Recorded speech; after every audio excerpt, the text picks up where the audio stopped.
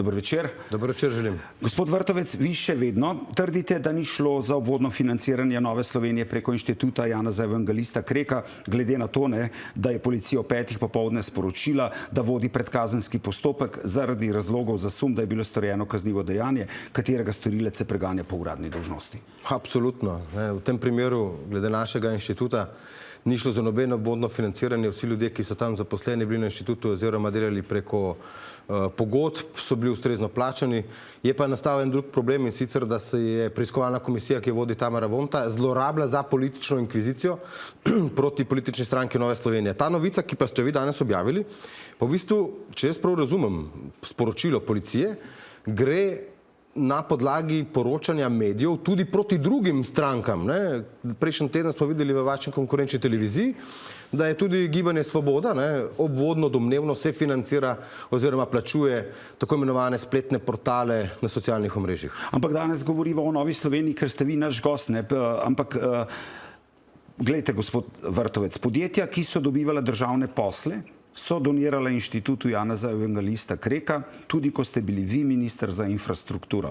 Od tam pa je denar se stekal na račune sodelavcev NSI-ja, vašega glavnega tajnika, zaposlene v službi za odnose z javnostmi. Kako lahko trdite, da ne gre za obvodno financiranje članov vaših strank, če so prejemali denar? Zelo enostavno, zaradi tega, ker veliko teh podjetij, ki jih vi navajate, da so samo financirala ta inštitut v času mojega mandata, ne drži. Ko smo bili globoko v opoziciji, nekatera že od leta 2009, so pomagala tem inštitutu, ki ima zelo dobre vsebine. Druga stvar, veste, minister za infrastrukturo ne objavlja javnih razpisov, ampak ga jih objavljajo posamezna podjetja, ki so v državni lasti, ali pa Direkcija Republike Slovenije za infrastrukturo. Jaz nisem enega razpisa odpravil ven, na katerem bi zmagalo katerokoli podjetje, ki bi potem naprej, kot ste izvedeli iz medijev, drugih medijev, financiralo oziroma spodbujalo delovanje tega inštituta. In tretja, ki je pomembna stvar, gledajte, zdaj tukaj se preganja politične fundacije.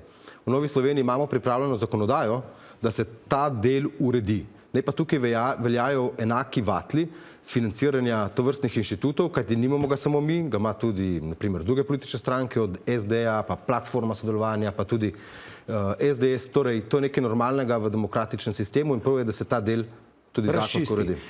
Samo gledajte, gospod Vrtovec, proti vam je podana kazenska ovadba v primeru Komisije za nadzor varnostnih in obveščevalnih služb, ko ste v izrednem nadzoru zahtevali telefonske številke tudi vpletenih v afero Darsa. Eden od njih je bil šef Darsa Valentin Hajdinjak, ki je bil celo podpredsednik Nove Slovenije, če se ne motim. A se vam ne zdi, da bo to breme, ki bo odvračalo volivce od Nove Slovenije in da ima predsednika stranka s kazensko ovadbo, da bo to preveč obremenilno?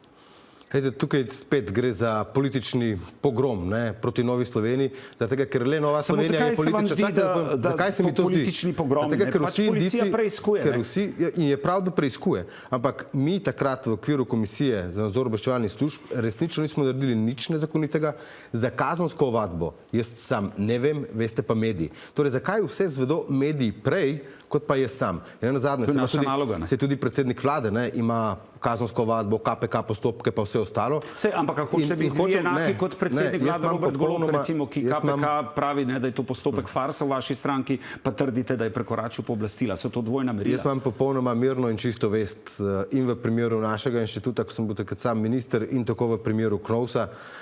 Še enkrat pa povem, Nova Slovenija je ključna za desno-sredinsko vlado in zaradi tega, ker desno-sredinske vlade je ne more biti brez glasov in odstotkov Nove Slovenije. Razvojna koalicija, ki je tako nujno potrebna, da znižamo davke, da omogočimo podjetjem in ljudem dihati, je ne more biti, če Nova Slovenija ne prepelje svojih glasov v to razvojno koalicijo. In zaradi tega smo trn in kamen spotike tudi Gibanju Svoboda, ki želi še naprej vladati in dušiti Slovenijo z obremenitvami, z davki in prispevki. Ampak vam je zdaj žal, recimo, da ste pustili, da je Valentin Hajdinjak ostal direktor Darsa v času Golobove vlade in ni odstopil, zaradi povezovanja, zaradi afer povezanih z njegovim delovanjem.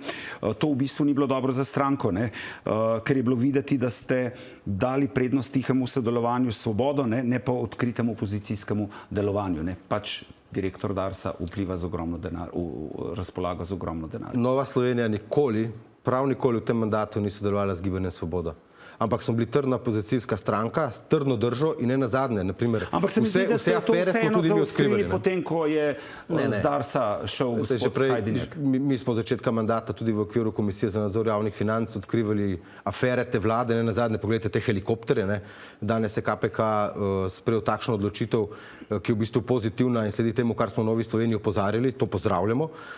Torej, vedno smo bili premočrtni in opozarjali na stran poti, zlasti, ko je Gibanje Svoboda, Levica in SD v davčni primež prijeli tako državljane, ne, kot tudi obrtnike, normirance, SP-je in mi želimo to poudarjati tudi vnaprej. V naslednji vladi pa lahko eno stvar povem, ne, ta podjetja, ki so prizadeta, ne, strani te vlade, tudi posamezniki, ki plačujejo vedno višja davčna bremena in imajo zaradi tega v žepih manj denarja, v naslednji vladi bo Slovenija lažje dihala in bila bolj sproščena, kot pa sedaj. Ampak kaj hočete povedati, da se boste vi zdaj v svojem delovanju kot predsednik fokusirali na to skupino ljudi, ne vem, na obrtnike, na SP-je, dejali ste v govoru tudi kmete. Je to zdaj ta vaš fokus, ki ga boste vi, so to ljudje, ciljne skupine, ki jih boste nagovarjali pred naslednjimi volitvami?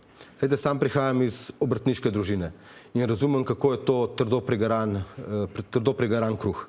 In mnogi ljudje, zdaj imamo spet zakon o dolgotrajni oskrbi, plačujejo tudi z tega naslova preveč davkov, preobremenjeni so. Prav tako so obremenjeni navadni zaposleni ljudje. Zaradi tega tudi Slovenija zaostaja po vseh lestvicah in v hrbet že gledamo državam, ne, ki so nas gledale 10 let nazaj v hrbet, kot so Češka, Poljska, Slovaška. Da ne govorimo o Hrvaški, kjer je neto plača med Slovenijo in Hrvaško že skoraj enaka, samo zaradi tega, ker imamo mi više davke. In drži. Moj fokus bo na vseh tistih, ki se pod to vlado počutijo zanemarjeni, osovraženi, ki imajo manj v denarnicah in to so zlasti kmetje, tudi obrtniki, mali SP-ji, normiranci, mala podjetja, tisti, ki se res vsak dan borijo ne le zase, ampak tudi za svoje zaposlene. In to je ključ. To je hrbtenica slovenskega gospodarstva. Vi pravite, da v razvojni koaliciji, ki naj bi otvorile desno-sredinske vlade po naslednjih volitvah, ne vidite Roberta Goloba. Vaš predhodnik Tonin ni bil za sodelovanje z Janezom Janšo v naslednjih vladah oziroma v vladah. Vi ste pripravljeni na sodelovanje z Janšo po naslednjih volitvah, ker pravite, da samo velika desno-sredinska koalicija lahko reši stvari.